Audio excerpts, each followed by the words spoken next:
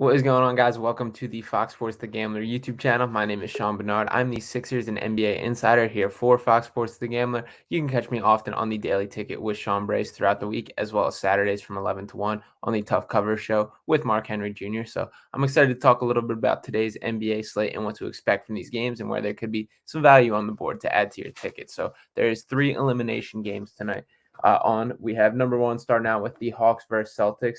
All these series at a 3-1 lead in favor of the favorite, the top dog that is expected to come out. So not too much of a surprise in these games here. The Celtics holding a 3-1 lead and 13-point favorites against the Hawks in tonight's matchup. They also have the Denver Nuggets taking on the Minnesota Timberwolves. Nuggets favored by 10 points in that one.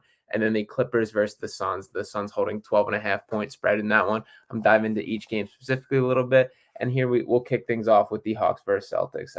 Like I said, a 13-point favorite. The Celtics are a 13-point favorite in the matchup. The over-under is sitting at 229.5. Looking at this series as a whole, Game 1 went in favor of the Celtics, 112-99. Game 2, the Celtics as well, 119-106. The Hawks were able to respond in Game 3, winning that game 130-122, but the Celtics bounced back in Game 4, winning that one 129-121. The Hawks had their runs in that one. They fought. It was never a game that was completely out of the Hawks' control. That was the at home in Atlanta as well, so they needed to take that one to extend the series. And from a Sixers perspective, the people are absolutely rooting for the Hawks to keep the series extended and spread out the potential rest time for Joel Embiid before he makes his return in the second round. So there will be plenty of Hawks fans in Philadelphia today.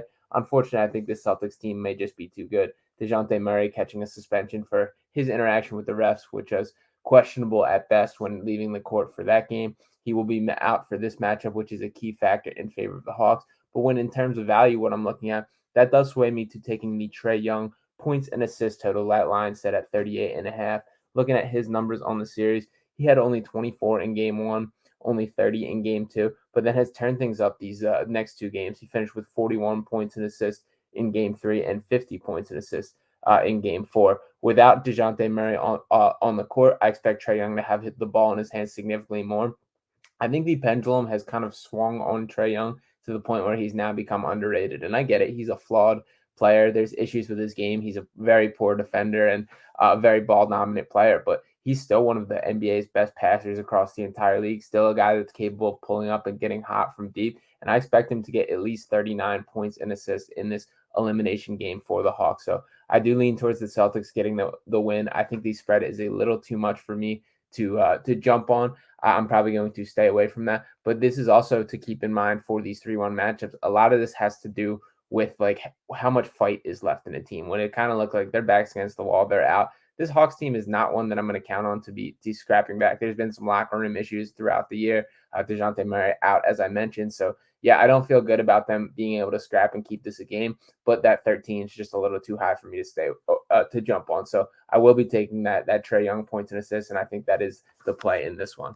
To move on to game 2 for the night, we have the Minnesota Timberwolves and Denver Nuggets. Nuggets favored by 10 points in that matchup. This game will be taking place in Mile High City back in Denver. Looking at how this series has gone so far, game 1, the Nuggets stole that one 109-80. Just a very poor performance from the Timberwolves to kick things off, and one that it looked like this might not be a series at all. They have shown a little bit more fight since then, but the Nuggets winning 3 straight to start this one. In game 2, they took that one by a score of 122-113. Game 3, the Nuggets 120-111. Game 4 is where the Timberwolves did bounce back. They managed to secure a 114-108 win. It took them overtime to get the job done in that one. Anthony Edwards stepping into center stage and making a superstar statement why he is the player that he is and really taking control of that organization. This is a game that I feel similarly about. I think this Timberwolves team has significantly more fight in them than the Hawks. If I am leaning toward an underdog to at least cover, I probably pick the Timberwolves out of these 3 matchups tonight. I think the plus 10 is a fair play there. But I'm also looking more towards the player props department in this one because of the potential for blowout in each of these games. The numbers are kind of scaring me across the board, and there's not even value in the 3 straight money line parlay when you look at all these favorites. That only goes to minus 200 for these 3 games. And frankly, I feel like that one of them is due to be at least a close game because of just the law of averages and how things tend to shake out across an NBA game. But as far as the player prop department in this one, I'm looking at Jamal Murray points over 22.5. As much as Nikola Jokic is the guy that pulls the strings in this offense and where everything runs through, Jamal Murray is the guy who, when they need a bucket, he's the one to go and get them. at 22.5 points. He started off the series hot in Denver, finished with 24 points in the first game, 40 points in the second game, where he really looked like the Jamal Murray of old and the one that helped them in that bubble run.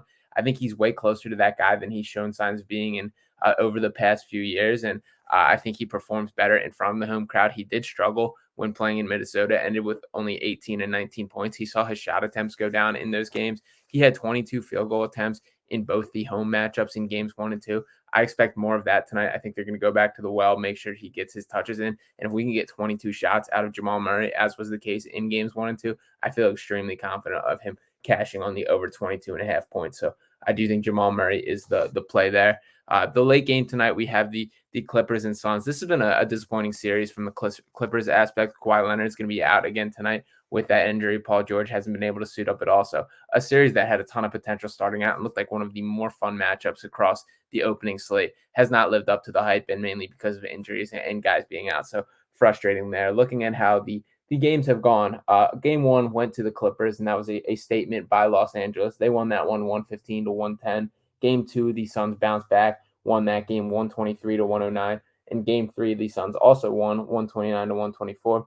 Game 4, Suns pull away once again, 112-100 in that one. So Suns holding a 3-1 lead going into this game. Suns hold a 12.5-point lead on the spread, as well as the over-under set at 224. The over is 3 out of 4 so far in these games, including one game hitting 253. I think the over is the play in this game. Both these teams are capable of getting red hot. They want to run and gun. And another area that I'm looking is back at Russell Westbrook. We are quietly seeing a career resurgence from Russell Westbrook. And honestly, I'm pretty happy for the guy, because this is a dude that has almost been dispendable, has been borderline out of the league on the way that he's bounced around. The first half of the season with the Lakers was an absolute mess, but looking just across town with the Clippers, he's kind of finding his home.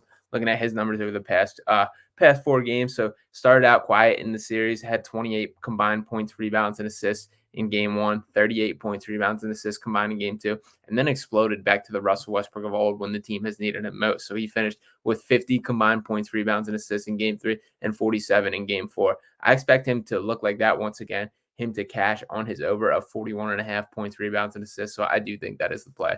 I'm also happy for Clippers fans, for as much as there is the load management and injuries that have just clouded this franchise since the Kawhi Leonard and Paul George combo being built there. Russell Westbrook's a guy who's going to show up every single night, and he's going to care. And I think that he is quickly grown on fans and become a fan favorite because of that, because he is a guy who leaves it all on the floor, especially with them being down 3-1. He's not a guy that's going to quit. He's going to leave it all out there. And I expect him to at least keep the Clippers in striking distance for the game. I do think the talent gap is too significant, but this Suns team has not done too much to sway me as far as them being true championship contenders. Chris Paul, Kevin Durant, and Devin Booker are all in the top 10 for minutes played so far in the playoffs.